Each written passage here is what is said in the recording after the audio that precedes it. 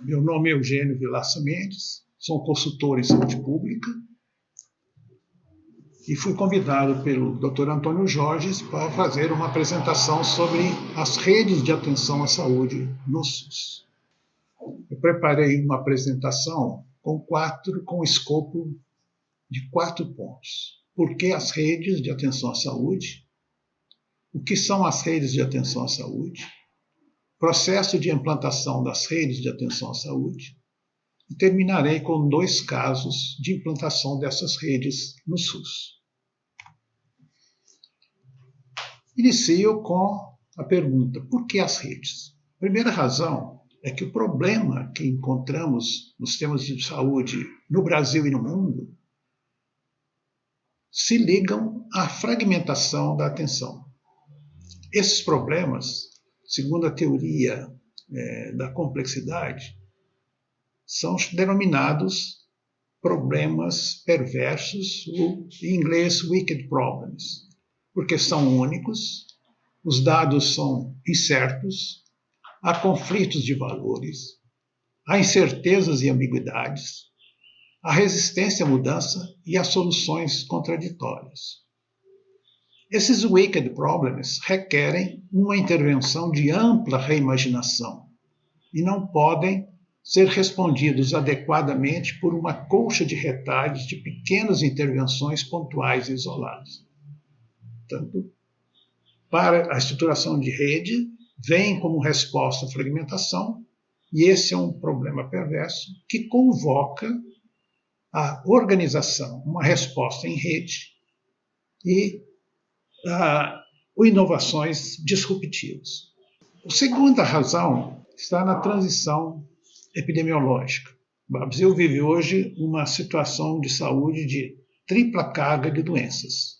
Aqui é a carga de doenças em 1990, em que ela se compunha de 50,3% de doenças não transmissíveis, 35,9% de doenças transmissíveis maternas, neonatais e nutricionais e 13,8% de causas externas. Em 2017, isso muda. As doenças transmissíveis crescem fortemente para 70,8%, enquanto as doenças transmissíveis maternas, neonatais e nutricionais caem fortemente para 13,8%. E há um pequeno incremento das causas externas para 15,4%. Então nós temos no Brasil hoje uma situação de tripla carga de doenças, mas com um predomínio relativo forte, 70,8%, de doenças não transmissíveis. Se considerarmos o conceito que vou colocar posteriormente de condições crônicas, isso chega a 80%. Portanto,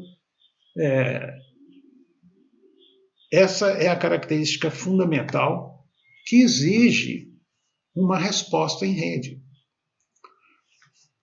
Por quê? Porque na experiência internacional, os sistemas fragmentados vigentes não deram conta de responder adequadamente à carga de doenças. E esse sistema fragmentado, como ele se compõe?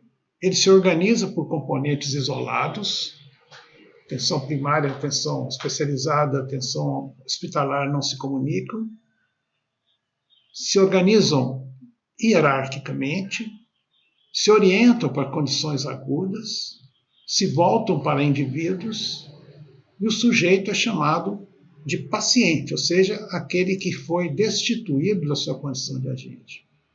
A ação é reativa, tem ênfase nas ações curativas, reabilitadoras e no cuidado uniprofissional, especialmente do médico, e não há coordenação entre os pontos de atenção à saúde, como mostra o diagrama direito. Esses sistemas fragmentados fracassaram inteiramente na dimensão planetária. Aqui tomemos uma pesquisa recente sobre hipertensão arterial no mundo. É uma pesquisa feita para 104 milhões de pessoas, mostrando que 41% das mulheres, 51% dos homens estão sem diagnóstico da sua hipertensão arterial. O que significa que 59% das mulheres e 49% dos homens é que têm diagnóstico. Ou seja, praticamente metade da população mundial tem hipertensão sem diagnóstico.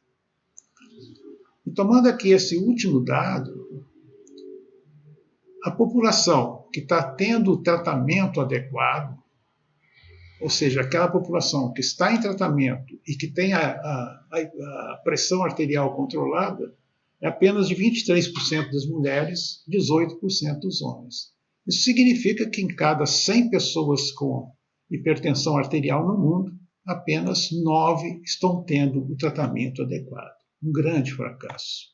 Vejamos também o fracasso do manejo das condições crônicas no Brasil.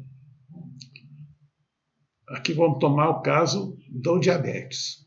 Aproximadamente 50% das pessoas com diabetes estão sem diagnóstico. Dessas 50% que têm diagnóstico, 9,1% das pessoas com diabetes tipo 1 apresentaram níveis glicêmicos controlados. E apenas 26% dos portadores de diabetes tipo 2 estão com os níveis glicêmicos controlados.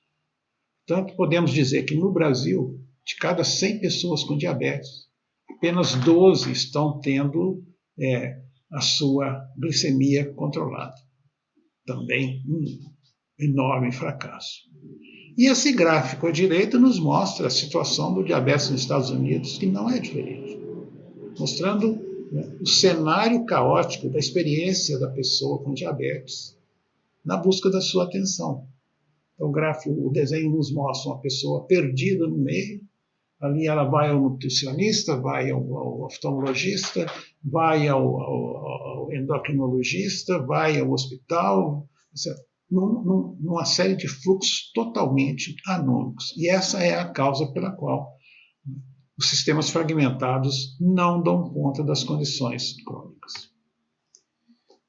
Como esse é um problema planetário, como mostrei no caso da hipertensão, vários países começaram, como é que vamos resolver, solucionar este problema? E nos Estados Unidos surgiu, no IHI, uma proposta de visão de futuro para a superação da crise dos sistemas, que se chama a tripla meta. Então, a tripla meta, ela se compõe, é como se fosse um triângulo, que num vértice tem a população, no outro vértice, então nós temos que melhorar a saúde da população, mas também, ao mesmo tempo, melhorar a experiência individual do cuidado, ou seja, melhorar a qualidade do cuidado para que ele seja seguro, efetivo, centrado nas pessoas, oportuno, eficiente e equitativo. E se fizermos isso, nós vamos diminuir os gastos per capita. E essa tripla meta pressupõe uma organização em redes de atenção à saúde, que tem um espaço microintegrador constituído por um ente que pode agregar, coordenar, otimizar os recursos para uma determinada população. Na governança do SUS, isso é feito pelas comissões intergestoras. Mas, ao mesmo tempo, tem um espaço microintegrador, constituído por um microsistema clínico que garante que o cuidado mais apropriado será prestado a cada pessoa, no tempo certo e no lugar certo, e esse é o papel de uma equipe de atenção primária à saúde. Portanto, diante da crise dos sistemas fragmentados, nos cabe fazer uma transição do sistema fragmentado para as redes de atenção à saúde.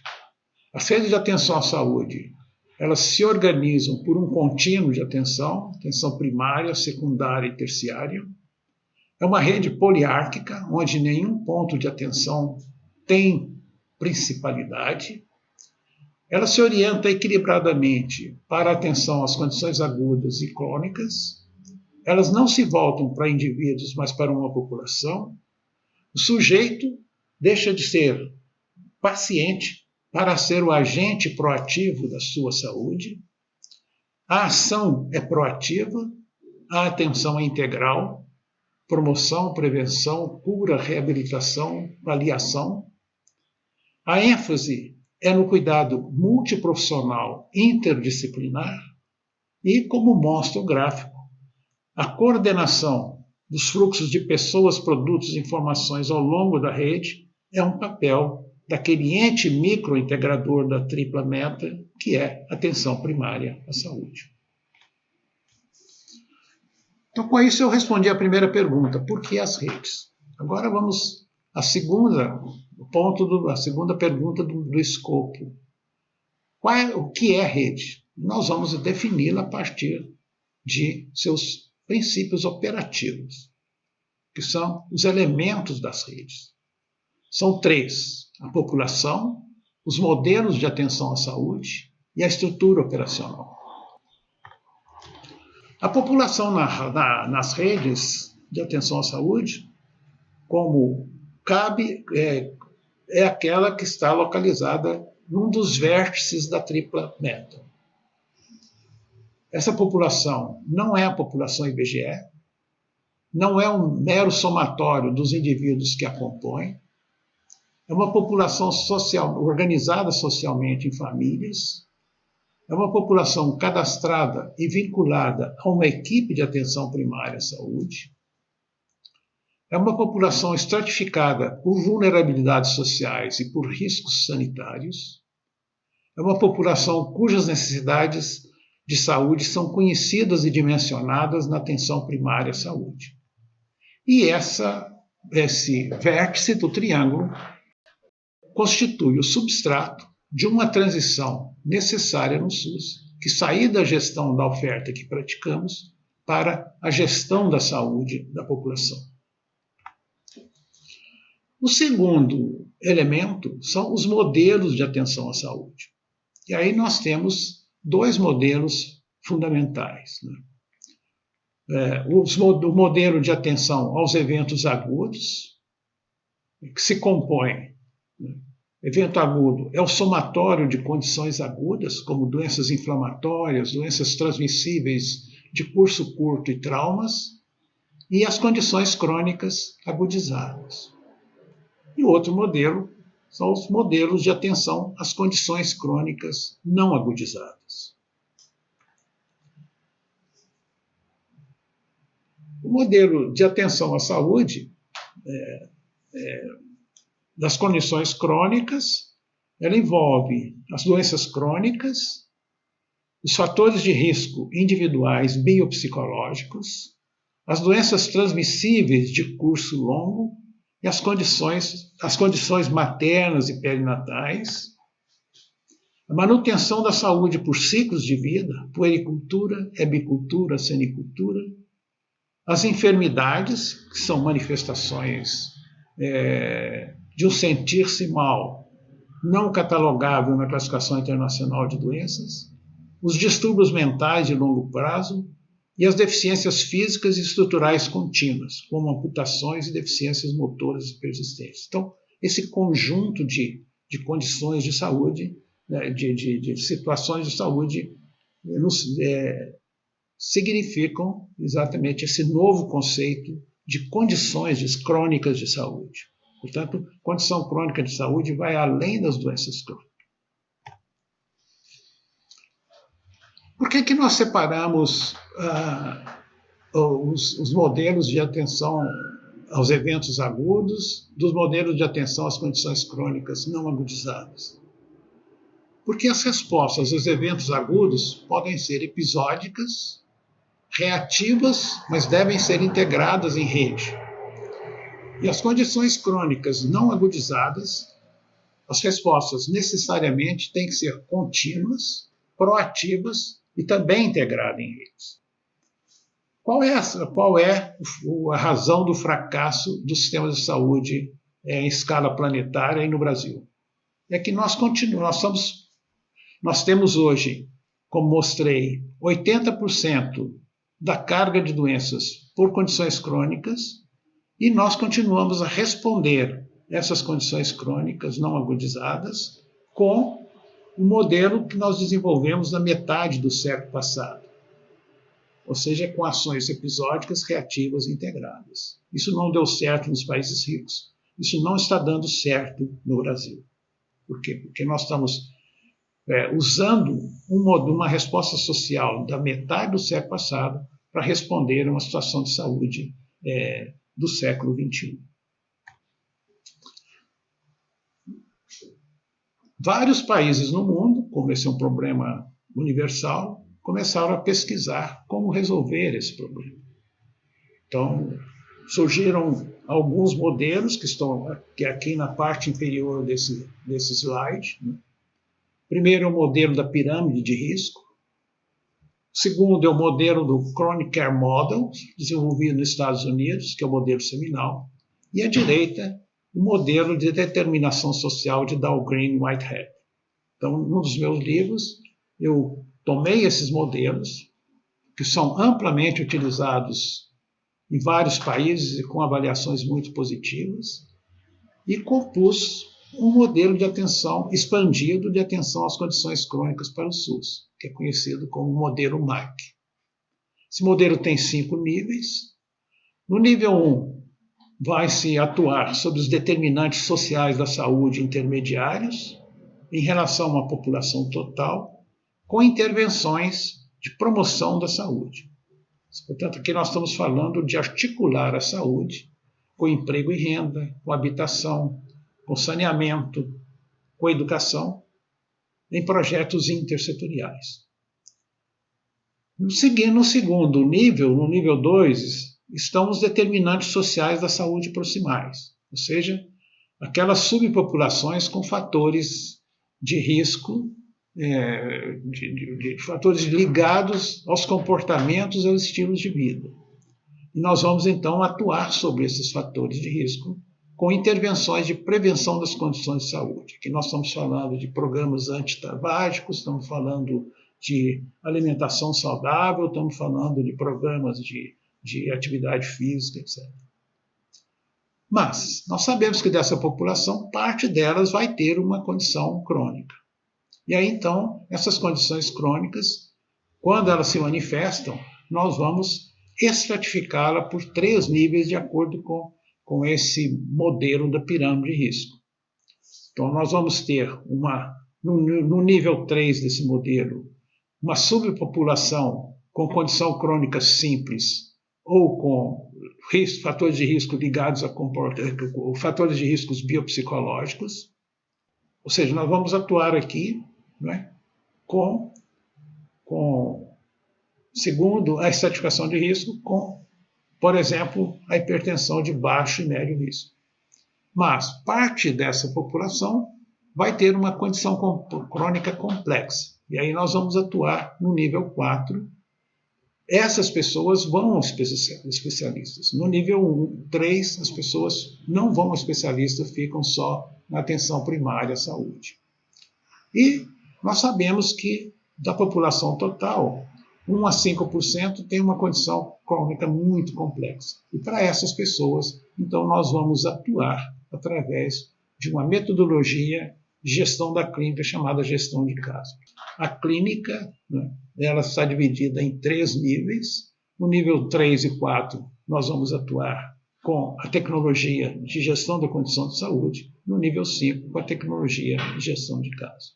E aqui ao lado direito dessa figura, nós vemos a força dos determinantes em relação à produção das condições crônicas.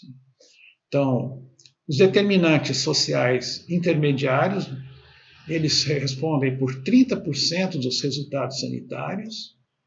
Os determinantes sociais proximais respondem por 50% das problemas. E, se fizermos a clínica à perfeição, nós atingiremos, no máximo, 20%. Portanto, 80% da determinação das condições crônicas, quaisquer que sejam, se faz através, né, de determinantes intermediários e proximais.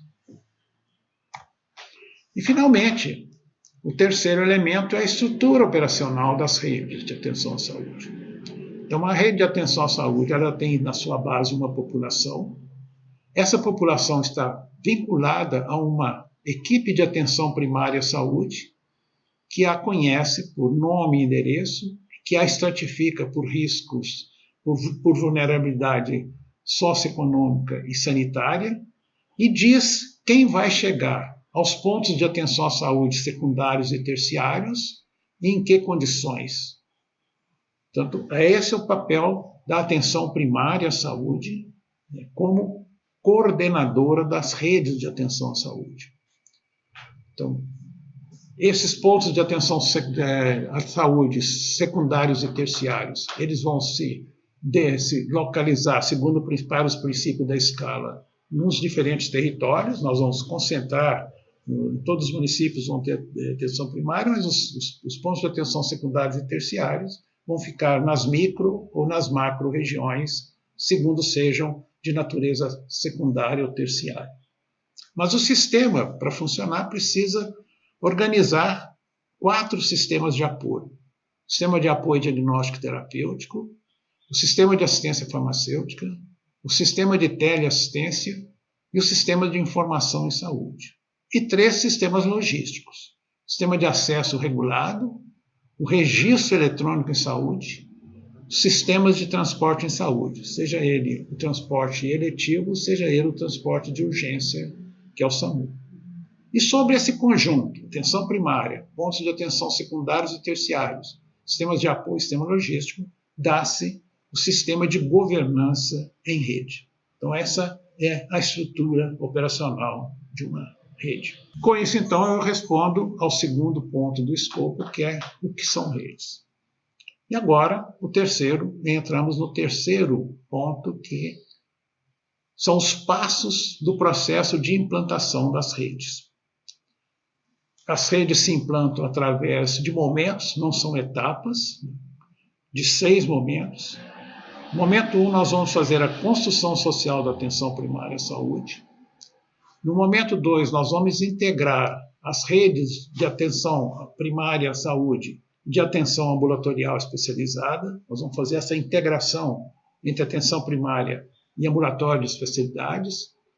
No terceiro momento, nós vamos integrar a atenção hospitalar em redes. No quinto momento, nós vamos fazer a modelagem dos sistemas de apoio. No quarto momento, no quinto momento, nós vamos fazer a modelagem dos sistemas logísticos. E no sexto momento, nós vamos modelar o sistema de governança. Em função do tempo, eu vou me ater aos 3 primeiros momentos. O primeiro momento da construção da rede é organizar a atenção primária à saúde, para que ela cumpra 3 papéis essenciais: instituir e manter a base populacional das redes, resolver a grande maioria dos problemas de saúde. Uma atenção primária bem organizada, ela resolve de 80% a 85% dos problemas que ali chegam, e coordenar os fluxos e contrafluxos de pessoas, produtos e informações ao longo das redes. Nós desenvolvemos, no Conselho Nacional de Secretários de Saúde, onde sou consultor, uma metodologia de construção social da atenção primária à saúde, que se baseia fundamentalmente em 6 metodologias, pilares metodológicos.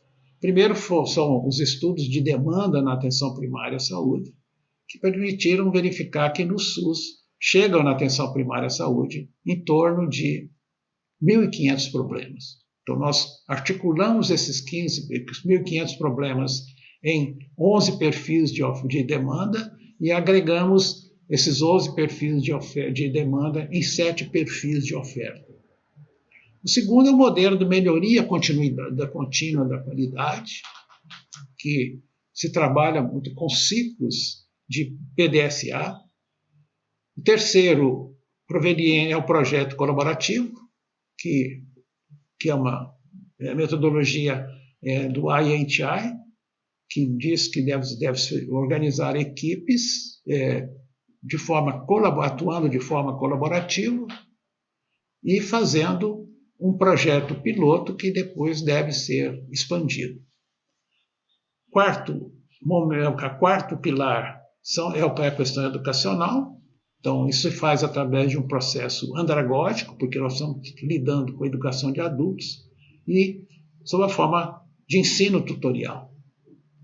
O quinto é uma metodologia de gerenciamento de processos. Os processos são todos mapeados, se for o caso, são redesenhados e depois são normatizados.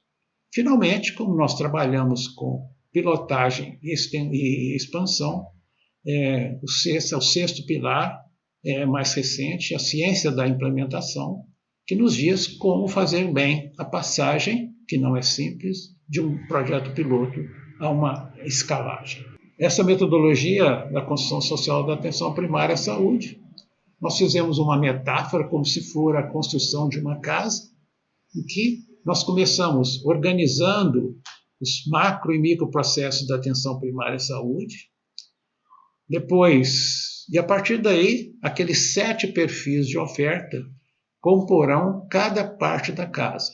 Segundo, então, depois nós organizamos os macroprocessos de atenção aos eventos agudos, depois os macroprocessos de atenção às condições crônicas não agudizadas, enfermidades e pessoas hiperutilizadoras, depois os macroprocessos de atenção preventiva, depois os macroprocessos de demandas administrativas, depois os macroprocessos de atenção domiciliar, depois os macroprocessos do autocuidado apoiado e termina com os macroprocessos dos cuidados paliativos. Portanto, essa é toda a lógica que essa metodologia traz e que tem sido adotada com muito sucesso em várias partes do país.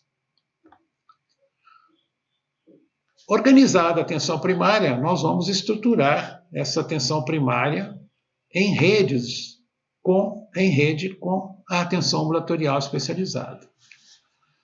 Então, aí, voltando àquela estrutura operacional, nós vamos articular a atenção primária com a atenção ambulatorial especializada para garantir a continuidade do cuidado. E aqui, a nossa concepção, é de que mesmo que essas unidades estejam fisicamente separadas, elas compõem um único sistema clínico.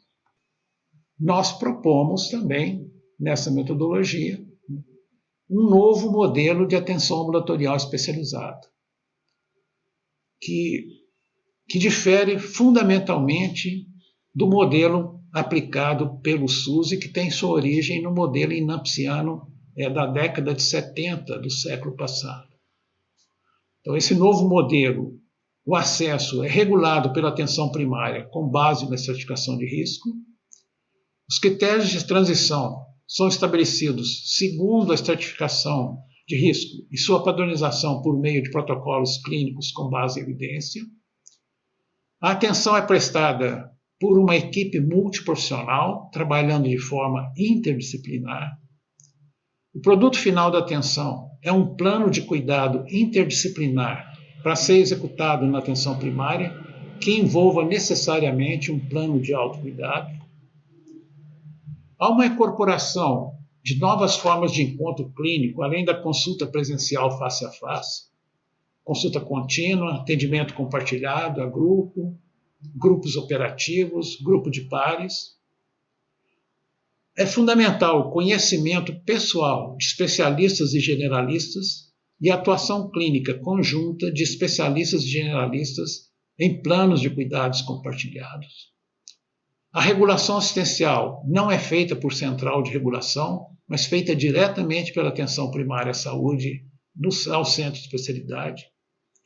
E o envolvimento dos especialistas em assistência, em atividades educacionais da equipe de atenção primária, em segunda opinião, em supervisão clínica e onde couber em pesquisa.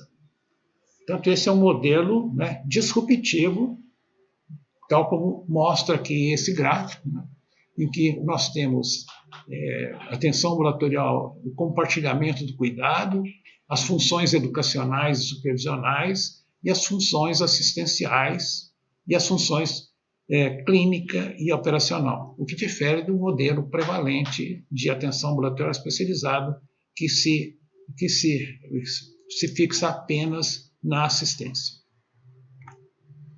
E aqui, então, está o caso, né, o racional desse modelo, no caso da hipertensão arterial, em que as famílias são cadastradas numa unidade de atenção primária à saúde, um dos membros da família tem o diagnóstico da hipertensão arterial, a equipe estratifica por risco, baixo risco, médio risco, alto risco, muito alto risco. E aí, então, se aplica, né, aquele modelo da atenção, do modelo de crônicos, do MAC, né, o modelo da pirâmide de riscos, que mostra que baixo e médio risco, que são o nível 1 do modelo da pirâmide, e que envolve 70% a 80% das pessoas com condições crônicas simples, essas pessoas não vão ao especialista.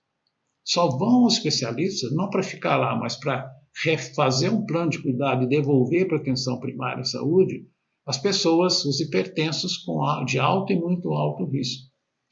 Então, esse modelo ele tem um alto impacto sanitário, porque melhora muito a qualidade do cuidado, e tem também um alto impacto econômico, onde a gente aplica isso, de um modo geral, aquelas filas do SUS por consultas especializadas tendem a se tornar totalmente administráveis. E, finalmente, nós temos que, nesse momento 3, superar esse hospital ilha, que é típico do sistema fragmentado, em que o hospital é um ponto de atenção isolado, que não se comunica horizontalmente com outros hospitais, e não se comunica verticalmente com a atenção primária, com a atenção ambulatorial especializada, com sistemas de apoio e com sistemas logísticos.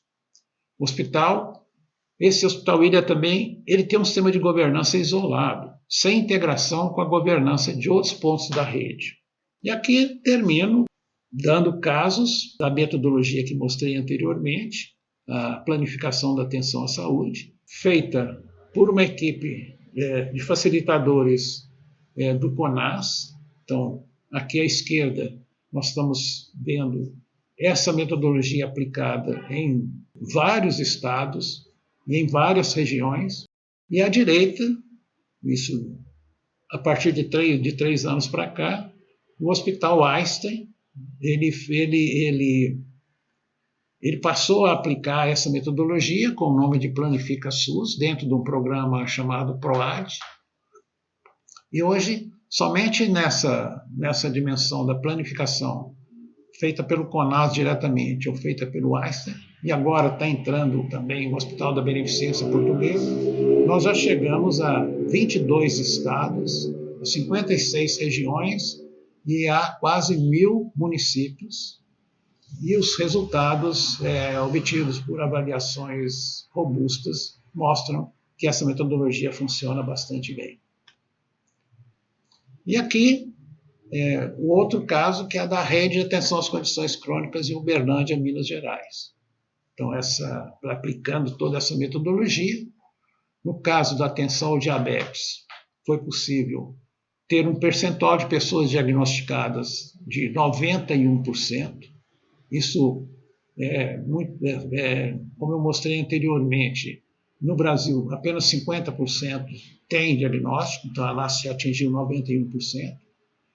Dessas 91% de diagnósticos 84% estão estratificadas por risco. Isso é um resultado belíssimo mesmo quando considerarmos países ricos comparados. E o que é muito importante, o percentual de pessoas com diabetes que tiveram redução da hemoglobina glicada após 3 meses igual ou superior a 1%, 90%. Então, resultados excelentes, né, em Uberlândia. E lá também um programa muito, muito interessante de atenção à pessoa idosa em rede, em que foi possível estratificar por risco, com o índice de vulnerabilidade clínico-funcional, 99% das pessoas, e esse percentual de pessoas idosas frágeis com planos de cuidados elaborados e compartilhados entre atenção ambulatorial especializada e APS, 100%. Também resultados muito satisfatórios. Bom, então essa era assim, o que eu tinha a colocar para vocês, né, sobre redes de atenção à saúde. E aqui deixo, porque são livros de domínio público que são obtidos disponíveis gratuitamente no site do CONAS, www.conas.org.br, um livro sobre as redes de atenção à saúde, outro sobre o cuidado das condições crônicas na atenção primária à saúde, outro sobre aquela metodologia que detalhei sobre a construção social da atenção primária à saúde, e, por fim, um livro sobre os desafios do SUS, onde a ideia de rede está bem colocada. Obrigado.